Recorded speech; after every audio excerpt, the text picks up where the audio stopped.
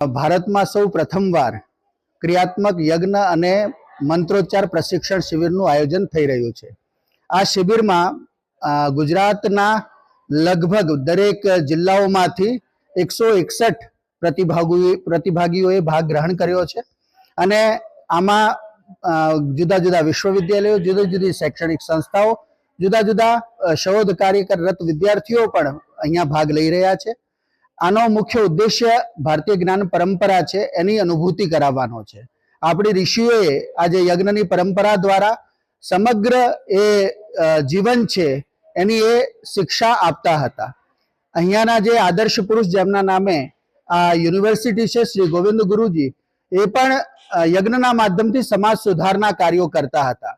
અમારા માન્ય કુલપતિ ડોક્ટર હરિભાઈ કાતરિયા સાહેબ અને કુલ સચિવ શ્રી અનિલભાઈ સોલંકી સાહેબના માર્ગદર્શન હેઠળ આ શિબિરનું આયોજન કરવામાં આવ્યું છે।